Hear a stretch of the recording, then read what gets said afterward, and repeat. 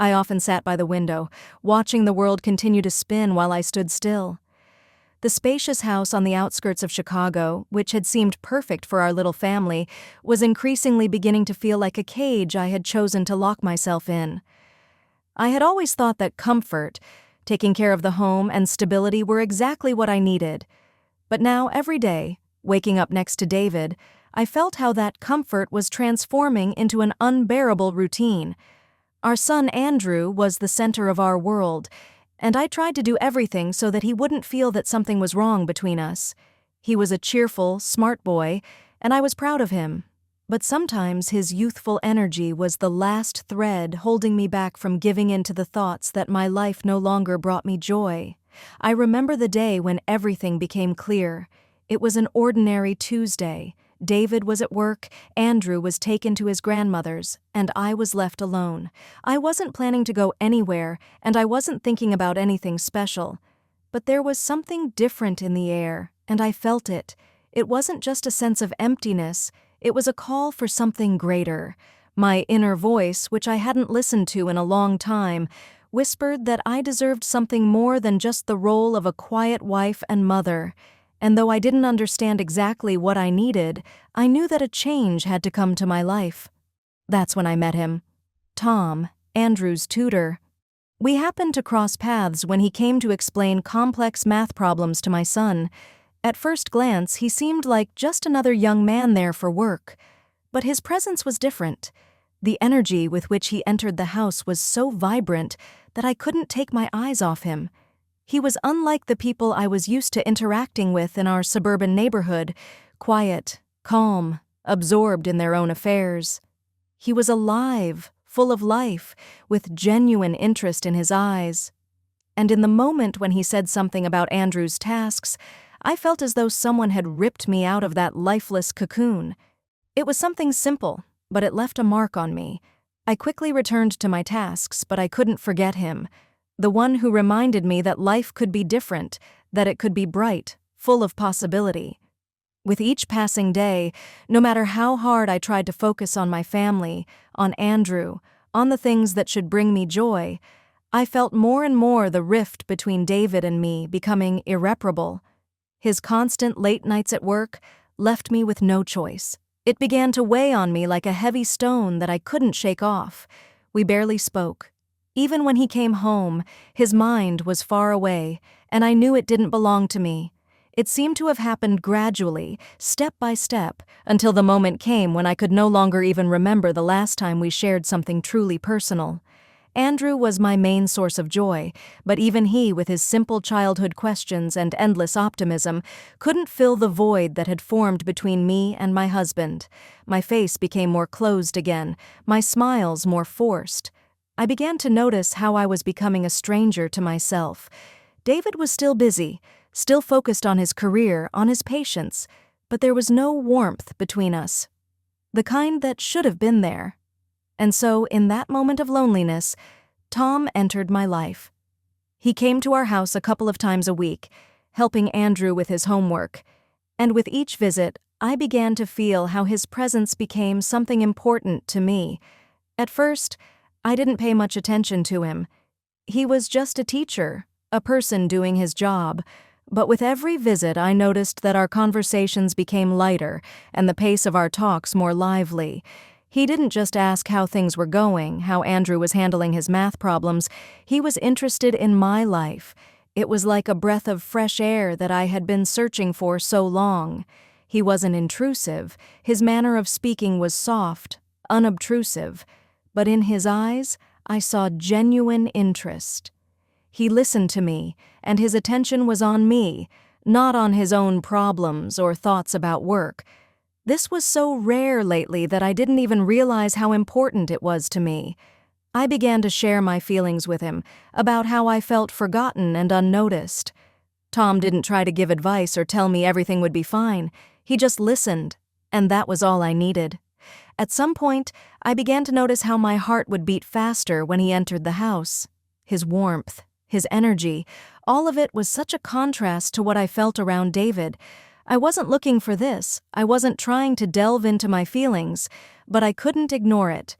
With each new day, his presence became more and more important to me. And then one day, after Andrew went to his grandmother's, Tom stayed with me in the house. We were sitting at the kitchen table, talking about the tasks we needed to work on, and suddenly, I felt the tension between us grow. I couldn't stop thinking about his gaze, how he looked at me, how his eyes lingered on my face. I noticed how his breath became a little faster, and that made my heart speed up too. We both remained silent, and in that silence I felt as if an invisible connection had formed between us. Tom smiled, and his eyes sparkled as if he knew exactly what was going on in my mind. We both understood that there was something more behind this silence than just a regular conversation. I felt it in every fiber of my being. I couldn't believe that, after such a long time of emptiness and loneliness, this was happening in my life. But it was. "You're tired," he said softly, as if he knew everything I was feeling. I nodded, unable to utter a word. In that moment, his gaze became even more intense, and I felt our bodies begin to draw closer to each other, as if they couldn't stay apart any longer. As soon as he spoke those words, it was as though time had stopped. There was no pity or consolation in his voice, only understanding that stirred long-forgotten feelings within me. I felt something powerful, uncontrollable, burst from inside me. All those months of loneliness, all those moments of estrangement from David, all those times when I sought attention, finally merged into one blinding moment. Tom looked at me with such sincerity that I couldn't look away. It was like a magnetic pull, and I felt his energy drawing me closer to him. We were sitting in the kitchen, and I suddenly realized that this moment would change everything. I should have said something, done something to break the gaze, but I couldn't. He quietly stood up and walked toward me, his steps light but confident. I didn't retreat, didn't move when he got closer. He was right there, so close that I could feel his warmth, his breath. My body seemed to pull toward him on its own, and I couldn't fight this desire any longer. He didn't say a word, but his silence was more convincing than any words. When he extended his hand to me, I didn't pull mine away. I couldn't. Something inside me, something unknown and powerful, pushed all doubts aside. His hand gently touched my shoulder, and I felt my entire world narrow down to that moment. He leaned in, and I felt his breath on my face, his lips so close that I could barely hold myself back from kissing him. In that moment, I forgot about all the rules, about what was right and wrong. All that mattered was what was happening here and now. Unaware of how or why, I felt our lips meet. It was a passionate kiss, but not like the ones in movies, where everything seems just right. This was something real, sincere. In this kiss was all my long-held pain, all the emptiness, all the unspoken words. I could feel his hands encircling my neck, his body drawing closer to mine, and I lost all ability to think, except that I wanted to be close to him. In that moment, everything external disappeared. I heard nothing except our breathing, saw nothing except his face. My thoughts were tangled, and at one point I felt as though I didn't know who I was, or who he was.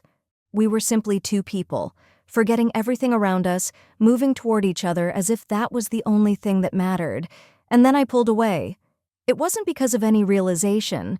It was more like an involuntary action, as if I suddenly came to my senses. We both stood there silently, unaware of what had just happened. I felt my chest heave with heavy breaths, and despite the excitement, panic seized me. "Sophie?" His voice was soft, almost pleading, as if he were searching for an answer that I couldn't give. I couldn't say anything in reply. I just stood there, trying to regain composure, trying to process what had just happened. We both knew that this was wrong. I was married, and he was just my son's tutor. It was more than just a moment of weakness. It was something deep and powerful, and I didn't know how to handle it.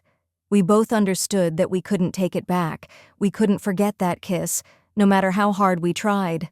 Tom looked at me and, it seemed, made the same internal struggle that I had. He quietly said, "We need to stop, Sophie." But his voice wasn't stern. It sounded more like an acknowledgement of something between us that couldn't be avoided.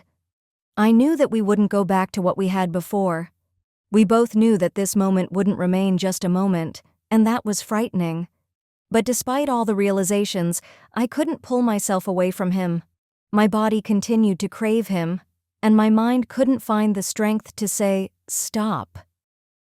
Tom stood in front of me, his breath as heavy as my own. We both remained silent, but the silence was deafening, filled with an unspoken weight that was almost unbearable. I could feel my fingers still trembling slightly, and for a moment it seemed to me that this moment, our kiss, was nothing short of a miracle. It was too real, too rich, to just vanish. In his eyes I saw confusion, but also something more complex, something I couldn't quite grasp. Desire? Or something deeper? I took a step back, trying to break free from his embrace, but the air around us still carried the essence of what had happened. My thoughts were in complete disarray. It was as though I had woken from a long sleep, and it was both terrifying and mesmerizing. I could feel myself starting to crumble inside, like the boundaries I had fought so hard to maintain were losing their power. "What are we going to do with this?" I said softly, unable to look him in the eye. I knew I shouldn't have done it. I knew I was married, that I had a son, and that this kiss could destroy everything I had ever built. But at the same time, I felt something inevitable growing inside me, as if something had been released that I had been avoiding for so long. Tom didn't know what to say either. He stood there, swaying slightly, as if he couldn't find his balance, and his gaze never left me. I noticed how his hands were shaking slightly, how he was struggling with his own feelings, but despite this, he stayed close. He didn't say it was a mistake, he didn't say we needed to stop. Instead, his silence was the very sign that made me doubt myself even more. We both knew we couldn't continue like this. It was all wrong, and at some point I caught myself thinking that, despite my feelings, I needed to take back control of my life. But how?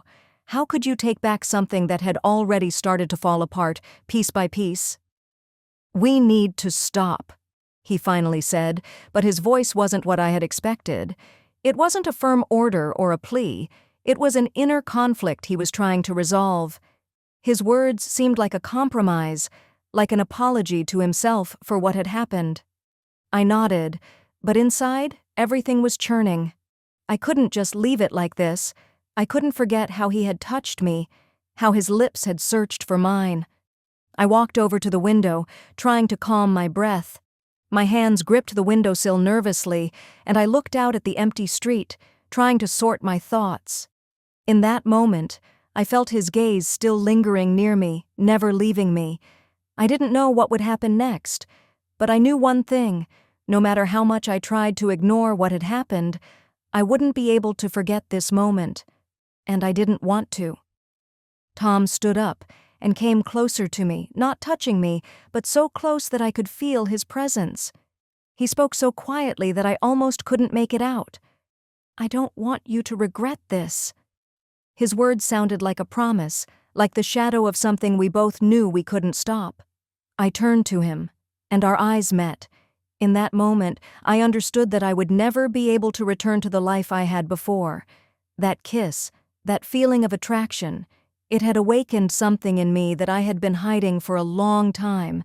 No matter how much I tried to put everything back in place, I knew nothing would ever be the same.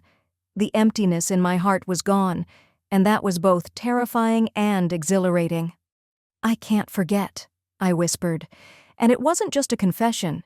It was the realization that I had already made my decision. Time passed, and each new day with Tom became more complicated. Our meetings were no longer the same, educational and formal. With every visit, I felt more and more how something inevitable was growing inside me, how the feelings I had tried to suppress were breaking free, and I couldn't fight them anymore. We could no longer meet simply as tutor and mother of the student. My heart was so torn that it felt like I was on the verge of doing something irreversible.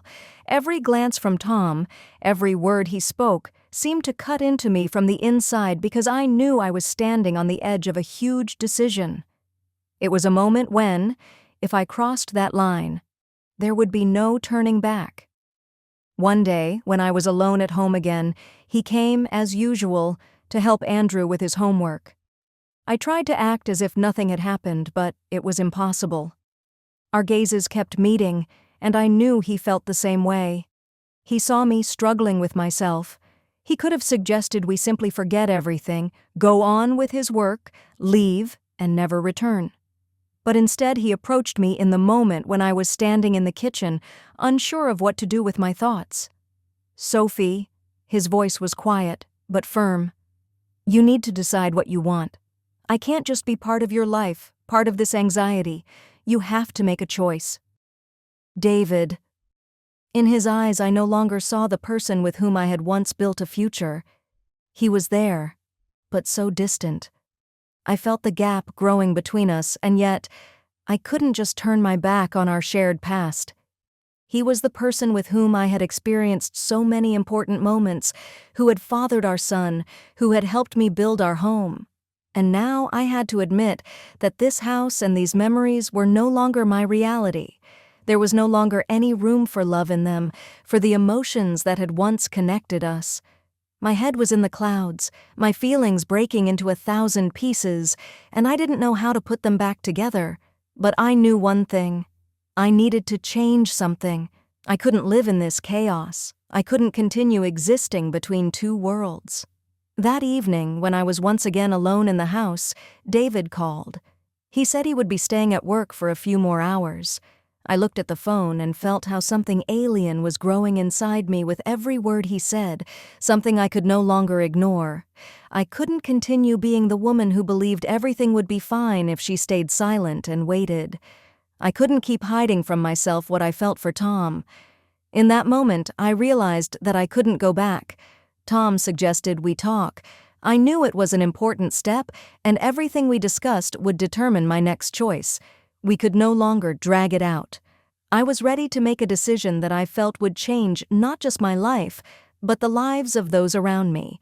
Everything happened so quickly that I barely had time to understand what exactly had occurred. That conversation with Tom, which I had put off for so long, turned out to be the beginning of what I had long feared. We met late one evening in my house, after Andrew had gone to his grandmother's and David had stayed at work again. In that moment, everything felt like it was shrouded in fog. There were no clear decisions, no definite thoughts. Only the reality that between Tom and me now existed an inevitable force that couldn't simply be ignored. He came, and we sat in that very kitchen where it all had started. We tried to talk, but the words wouldn't come. The air was thick with tension, and his gaze was so intense that I felt everything I said became irrelevant. We remained silent, both feeling how hard it was to breathe, as though there was nothing left between us that could stop this moment. Tom didn't wait for me to make the first move. He quietly stood up, approached me, and extended his hand. Without a word, he grasped my palm, and I felt how he gently but firmly pulled me toward him. It was like an invitation, as if he knew I was already ready. I didn't resist. All I wanted in that moment was to be near him. Our bodies met, and just like that first time when our lips touched, everything around us disappeared. We were no longer the people we had been before. I was no longer a wife, a mother, a woman standing at a crossroads. I was simply Sophie, who could no longer control anything. My soul, my body, everything inside me screamed that this was the moment I had been searching for. His kisses were soft and passionate, and with every moment that he pressed me closer, I forgot more and more about the life I had lived just days ago. That life, my life with David, seemed distant, foreign. I couldn't understand how this had happened, how this moment had become so strong that I couldn't stop, even if I wanted to. When the night came to an end and we finally pulled away from each other, the silence in the room was overwhelming. I lay in his arms, feeling my heart beat in a way it hadn't in a long time. I didn't need words. I knew this would change everything. Tom took my hand, and we remained silent. I couldn't say what I was feeling, and neither could he. We both understood that we couldn't take it back. But there was no regret, no fear.